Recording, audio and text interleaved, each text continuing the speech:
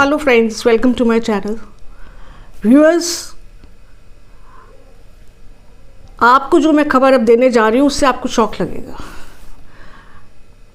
हमारे देश में हमास जैसे खूंखार आतंकवादी संगठन की एंट्री हो चुकी है।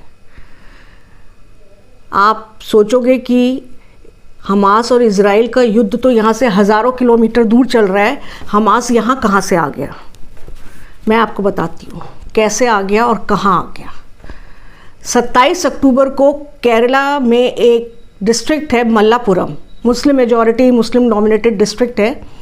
यहाँ पर एक इवेंट ऑर्गेनाइज किया गया, हज़ारों की तादाद में लोग इसमें शामिल हुए और इस इवेंट को कतार में बैठकर खालिद मशाल नाम के हमास के लीडर ने इस इवेंट को संबोधित किया वर्चुअली।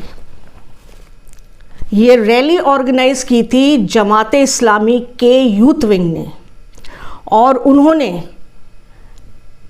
खालिद मशाल को इनवाइट किया इस रैली में भाषण देने के लिए।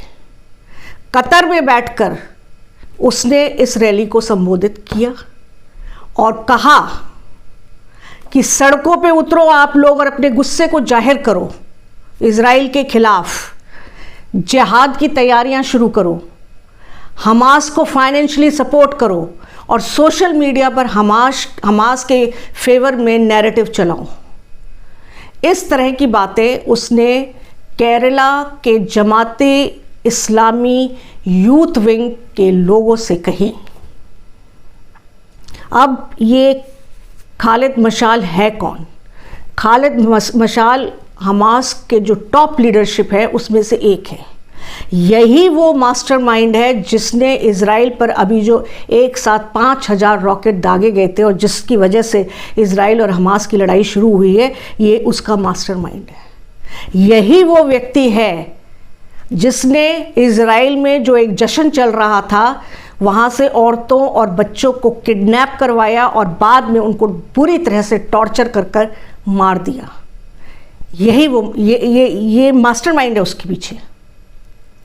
इसी ने, मतलब मैं आपको ये बताना चाह रही हूँ कि ये कोई छोटी बात नहीं है। जिस व्यक्ति को इन्होंने इनवाइट किया, जमाते इस्लामी के लोग कौन है? इंडियंस हैं, भारतीय हैं। ये हमारे देश के अंदर हुआ है। तो जिसको इन्होंने इनवाइट किया वो कितना खतरनाक है वो मैं आपको बताना चाह रही हूँ।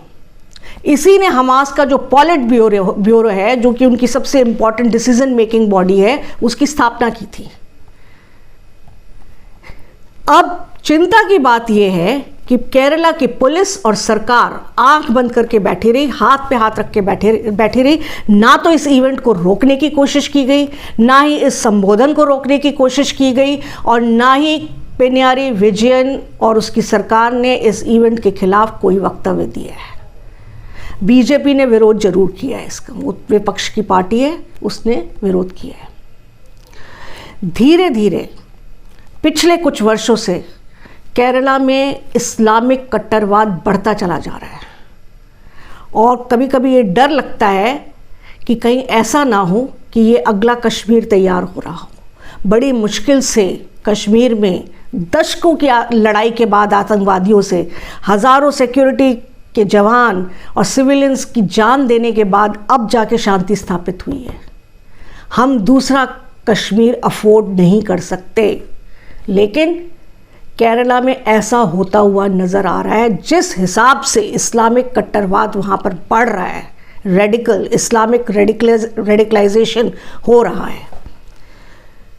अभी जिस समय सीरिया में आईसिस था, उस समय कई हिंदू और क्रिश्चियंस लड़कियों का ज़बरदस्ती ब्रेन वॉश करके धर्म परिवर्तन करवा के उन्हें मुस्लिम बनाया गया और बाद में उन्हें सीरिया भेजकर आईसिस ज्वाइन करवाया गया।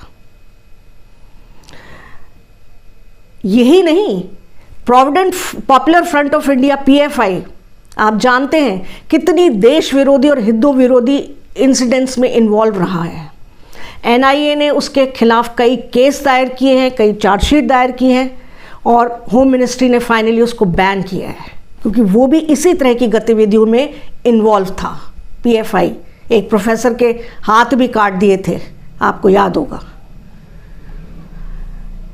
यही नहीं, वहाँ की जो पॉलिटिकल पार्टी है इंडियन यूनियन मुस्लिम लीग, उसके यूथ विंग ने पिछले कुछ महीनों पहले एक रैली निकाली थी जिसमें खुलकर उनके लोगों ने नारे लगाए। और कैसे नारे लगाए? हिंदुओं तुम्हें तुम्हारे मंदिरों के सामने फांसी पर लटका देंगे, हिंदुओं तुम्हें हम जला देंगे, हिंदुओं तुम्हें हम रामायण नहीं पढ़ने देंगे। इस तरह के नारे सड़कों पर खुले आम देते हुए ये रैली निकाली गई थी। और इंडियन यूनियन मुस्लिम लीग एक पॉलिटिकल पार्टी है जो पहले कांग्रेस के साथ मिलकर केरला में सरकार भी बना चुकी है। और यही नहीं, ये जो इंडिया अलायंस बना है विपक्ष का, ये खिचड़ी अलायंस, सभी विपक्षी पार्टियों को इकट्ठा करके, ये राहुल गांधी की कांग्रेस के साथ ये उसमें भी शामिल है। मतलब अगर 2024 के लोकसभा इलेक्शन में इंडिया अलायंस जीत जाता है तो इंडियन यूनियन मुस्लिम लीग सेंटर में जो गवर्नमेंट बनेगी उसमें हिस्सेदारी होगी इसकी। अब ये कितनी चिंता की बात है कि ऐसी पार्टी जिसकी विचारधारा इस तरह की है, इतनी हिंदुओं से नफरत है कि उसके खिलाफ इस तरह के नारे लगा रही थी, ये ऐसी पार्टी सत्ता में आएगी तो क्या होगा इस देश का। उम्मीद है समय रहते सरकार इस, हालांकि ऐसा नहीं हो सकता कि सरकार की नज़रों में ये सब घटनाएं ना होंगी, और इनके खिलाफ सरकार को सख्त से सख्त कदम उठाना चाहिए इससे पहले कि केरला अगला कश्मीर बन जाए। मेरे इस प्रोग्राम के बारे में आपके क्या विचार हैं, प्लीज़ कमेंट्स बॉक्स पे ज़रूर लिख के बताइएगा। Thank you. जय हिंद।